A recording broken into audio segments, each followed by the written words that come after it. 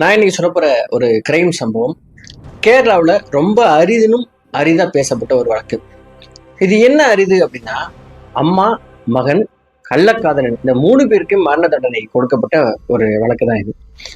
அது என்ன, அம்மா மகன் கள்ளக்காதலன், ஒன்று அம்மாவுடைய கள்ளக்காதல் தெரிஞ்சு போய் தன்னுடைய ஃப்ரெண்டே இப்படி ஒரு துரோகத்தை பண்ணிட்டான் அப்படின்னு மகன் அம்மாவை கொலை பண்ணியிருக்கணும், இல்லைன்னா தன்னுடைய ஃப்ரெண்டை கொலை பண்ணியிருக்கணும், இல்லை தன் ஃப்ரெண்டு தொந்தரவா இருக்கான் அப்படின்னு சொல்லிட்டு கள்ளக்காதல் வச்சிருந்த ஃப்ரெண்டு அவனை கொலை பண்ணியிருக்கணும். இப்படி ஏதோ ஒன்று நடந்திருக்குல்ல. ஆனா இந்த 3 பேருமே சேர்ந்து இன்னொரு நபரை கொலை பண்ணியிருக்காங்க.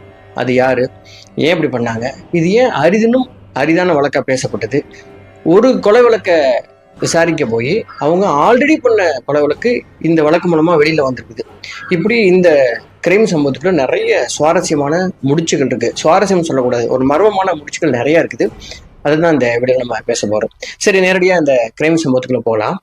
ஜனவரி 14, 2022 கேரள மாநிலத்துல விழிஞ்சம் அப்படின்னு ஒரு பகுதி இருக்குது. அங்க முள்ளூர்னு ஒரு கிராமம். அன்னைக்கு நைட்டு ஒரு 9 மணிக்கு அந்த பகுதி எப்படிப்பட்ட ஒரு பகுதி அப்படின்னா, ஒரு பெரிய தோட்டங்கள் இருக்கும், ரப்பர் மரங்கள், நிறைய மரங்கள், பெரிய பெரிய தோட்டத்துக்கு நடுவில் ஒரு சின்ன வீடு இருக்கும். அடர்த்தியா வீடுகள் இருக்கிற ஏரியா கிடையாது. இந்த மாதிரியான ஒரு பகுதி தான் முள்ளூர் பகுதி. அப்படி தோட்டத்துக்கு நடுவில் இருக்கிற ஒரு வீட்டுல இருந்து அந்த வீட்டோட உரிமையாளர் ஸ்ரீகுமாரும் அவருடைய மகனும் நைட்டு 9 மணிக்கு வீட்டுக்குள்ள போயிட்டு சுத்தி பார்த்துட்டு இருந்திருக்காங்க. ஏன் அந்த வீட்டுக்குள்ள போய் அவங்க சுத்தி பார்த்தாங்க அப்படின்னா, அந்த வீட்டுல இருந்த குடியிருந்தவங்க எல்லாம் வீடை காலி பண்ணிட்டு போயிட்டாங்க. அதுவும் சொல்லாம கொள்ளாம போயிட்டாங்க. 1 மாசத்துக்கு முன்னாடியே அவங்க காலி பண்ண போறோம்னு சொன்னாங்க. ஆனா இன்னைக்கு சொல்லாம அவங்க வீட்டோட போயிட்டாங்க.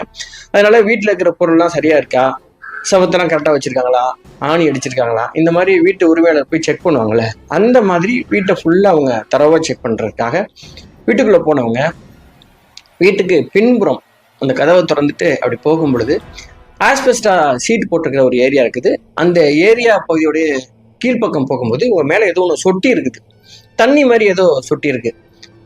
பரன்ல இருந்து, லாஃப்ட்னு சொல்லுவாங்கல்ல, அந்த பகுதியில இருந்து என்ன சொட்டுது, இது மழை காலமும் இல்லை அப்படின்னு சொல்லிட்டு தண்ணி மாதிரி விழுந்தது இல்லையா, அது என்னன்னு பார்த்துருக்காங்க லைட் அடிச்சு. அப்போதான் அந்த விபரீதத்தை அவங்க உணர்ந்துருக்காங்க.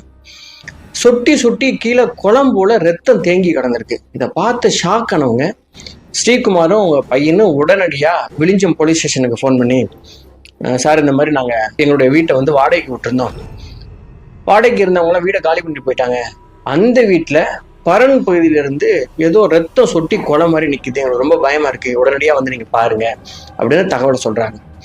இதை கேட்டதுமே விழிஞ்சம் போலீஸ் ஸ்டேஷன்ல இருந்து ஒரு டீம் அங்க வர்றாங்க. இன்ஸ்பெக்டர் பிரஜிஸ் சசி அவருடைய தலைமையில தான் ஒரு டீம் அங்க வருது. வந்தவங்க அவங்க இந்த இடத்த